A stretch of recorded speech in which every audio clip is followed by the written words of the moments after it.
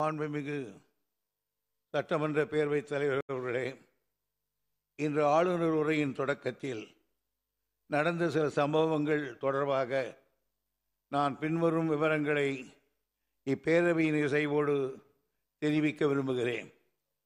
2003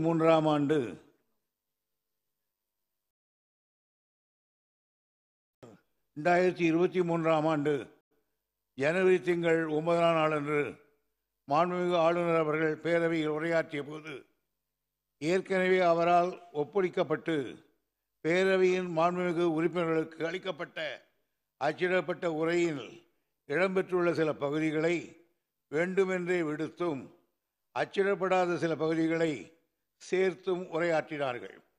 உயர்ந்த மரபுகள் மற்றும் மக்களாட்சி தத்துவத்தின் அடிநாதமாக விதையாக விளங்குகின்ற நூற்றாண்டு வரலாற்று பெருமை கொண்ட தமிழ்நாடு சட்டமன்ற பேரவையின் கண்ணியத்தையும் மாட்சியையும் சிறப்பையும் காக்கின்ற வகையில் மாண்புமிகு முதலமைச்சர் அவர்கள் எழுந்து மாண்புமிகு பேரவைத் தலைவரின் இசைவோடு மூத்த மொழியாம் நம் இனிய தாய்மொழியில் தமிழில் தீர்மானத்தை மொழிந்தது மாண்புமிகு ஆளுநர் அவர்களுக்கு அப்போது புரிந்திருக்காது.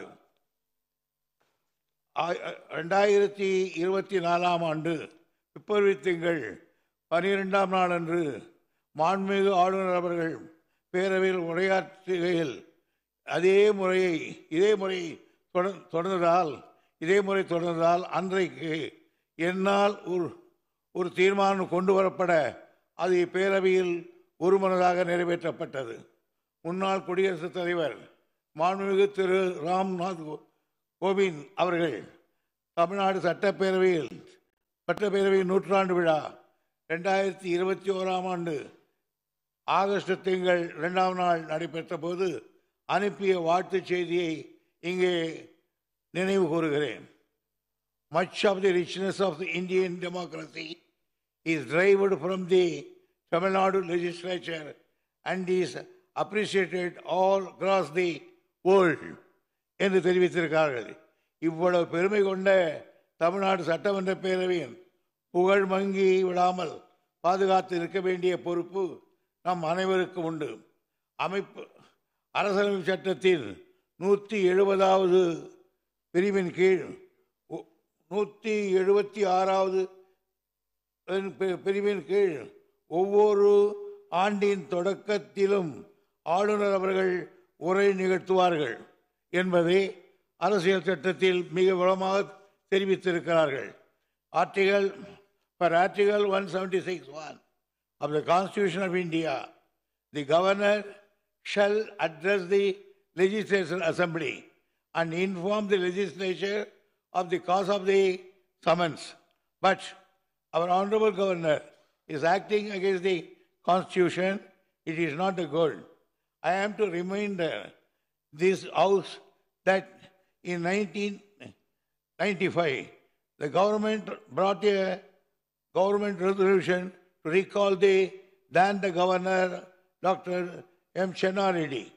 Even then, the governor had read the governor's address as prepared by the government in 1996.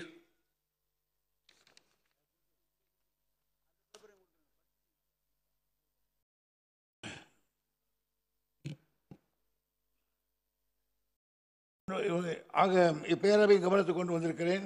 மாண்புமிகு மறைந்த முன்னாள் முதலமைச்சர் தமிழறிஞர் கலைஞர் அவர்களுக்கு ஆளுநர் பதவி குறித்த மாறுபட்ட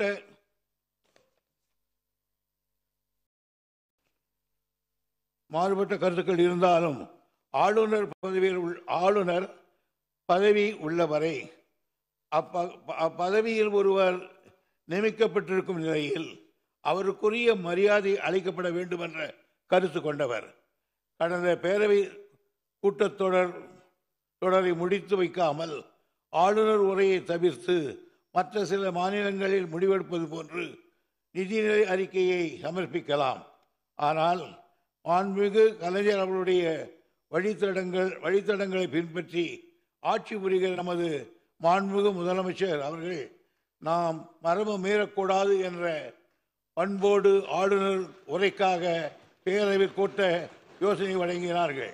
மீண்டும் மாண்புமிகு ஆளுநர் அவர்கள் முந்தைய ஆண்டுகள் செய்ததைப் போலவே திரும்ப செய்திருக்கிறார்கள். அதாவது ஆளுநர் உரையை முழுமையாக படிக்காமல் சென்றிருக்கிறார். தற்போது மாண்புமிகு ஆளுநர் அவர்கள் தமிழ்த்தாய் வாழ்த்துக்கு பிறகு தேசிய கீதம் பாடப்படாதது தொடர்பாக ஒரு கருத்தை தெரிவித்திருக்கிறார். இது தொடர்பாக கடந்த ஆண்டு ஆளுநர் அவர்கள் இதே கருத்தை கோடிட்டு மாண்புமிகு பேரவைத் தலைவர் அவர்களுக்கு ஒரு கடிதம் அனுப்பியிருந்தார். அந்த கடிதத்துக்கு அப்போதே பதிலளித்து இந்த அவையில் பின்பற்றப்படும் மரபின் அடிப்படையில் ஆளுநர் உரையின் தொடக்கத்தில் தமிழ்த்தாய் வாழ்த்தும் உரையின் நிறைவில் தேசிய கீதமும் பாடுபடுவதை பின்பற்றப்படுவதும் தெளிவாக தெரிவித்திருக்கிறார்கள். ஆனாலும் மீண்டும் இன்று அதையே ஒரு பிரச்சனையாக ஆளுநர் அவர்கள் குறிப்பிட்டு அவர் அரசுக்கு அனுப்பிய உரையை படிக்காமல் சென்றுவிட்டது அவரது உண்மையான நோக்கம் என்ன என்பதை கேள்விக்குறியாக்குகிறது. இந்த நாட்டின் மீதும் தேசிய கீதத்தின் மீதும் பெரும் மதிப்பை தமிழ்நாட்டு மக்களும் இந்த பேரவையும் இப்பேரவையும் என்றென்றும் கொண்டுள்ளார்கள். தேசிய ஒருமைப்பாட்டிலும் நாட்டுப்பற்றிலும் தேச தலைவர்கள் மீதும் என்றும் மாறாத நன்மதிப்பை கொண்டது இந்த அரசு. மாண்புமிகு பேரவைத் தலைவர்களே, திராவிட முன்னேற்ற கழகத்தின் உண்மை சீடனாக திராவிட சமுதாயத்திலிருந்து உதித்த சுயமரியாதை கனதாக செயல்படும் மாண்புமிகு முதலமைச்சர் அவர்கள் கட்டிக்காத்து வரும் இச்சட்டமன்ற பேரவையின் மாண்பினை நிலைநாட்டும் வகையில் மாண்புமிகு பேரவைத் தலைவரின் இசைவோடு சட்டமன்ற பேரவை விதி 17 தளர்த்தி இது தொடர்பாக ஒரு தீர்மானத்தை முன்மொழிந்திட தாங்கள் அனுமதிக்கின்றேன்.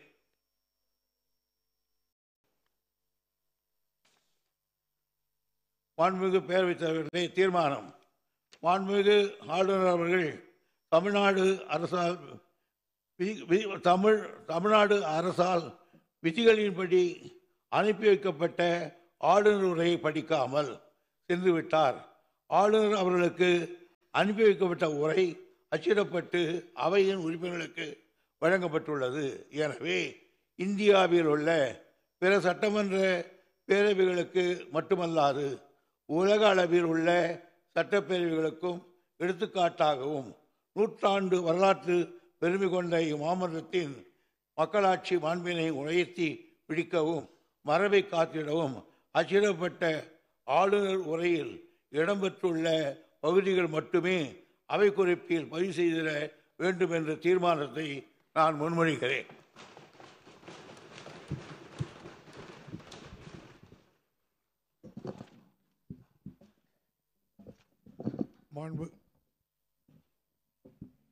மாண்புமிகு அவை முன்னர் அவர்களின் தீர்மானம் பேரவையின் முடிவு கூடப்படுகிறது. ஏற்போர் ஆம் என்க, மறுப்போர் இல்லை என்க. மறுப்போரே இல்லை என்று கருதுகிறேன். மறுப்போரே இல்லை. தீர்மானம் ஒருமனதாக நிறைவேறியது. இன்று சட்டமன்ற உறுப்பினர்களுக்கு கணனியில் பதிவேற்றம் செய்யப்பட்ட ஆளுநரின் உரையின் ஆங்கிலம் மற்றும் தமிழில் அச்சிடப்பட்ட பகுதிகள் மட்டுமே அவை குறிப்பில் இடம்பெறும். வேறு எவையும் அவை குறிப்பில் இடம்பெறாது என்பதையும், அதுபோல் பத்திரிகைகளும் ஊடகங்களும் இந்த அச்சிடப்பட்ட ஆங்கில தமிழ் உரையை தவிர வேறு எந்த செய்திகளையும் சட்டமன்றத்தின் சார்பாக நடைபெற்றதாக அறிவிக்கக்கூடாது என்பதையும் இதன் மூலம் தெரிவித்துக் கொள்கின்றேன். மேலும் 12/2/2024 அன்று நாட்டுப்பண் இசைத்தல் குறித்து நம்முடைய மாண்புமிகு ஆளுநர் அவர்கள் எனக்கு கடந்த ஆண்டே கடிதம் எழுதி இந்த பிரச்சனை ஏற்கனவே தீர்க்கப்பட்டு விட்டது.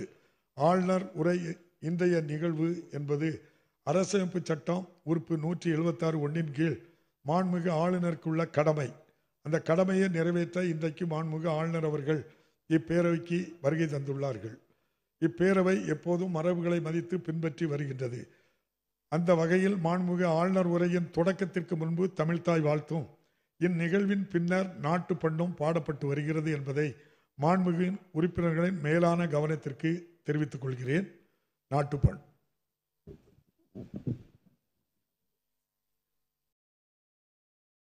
ஜனகணமன जनगणमनहतिनायक जय हे भारत भाग्य विधाता। पंजाब सिंध गुजरात मराठा द्राविड उत्कल बंगा विंध्य हिमाचल यमुना गंगा उच्चल जलति तरंगा। तव शुभ नामे जाहे तव शुभ आशीष माहे गाहे तव जय गादा। जनगण मंगलदायक जय हे भारत भाग्य विधाता। जय हे जय हे जय हे जय जय जय जय हे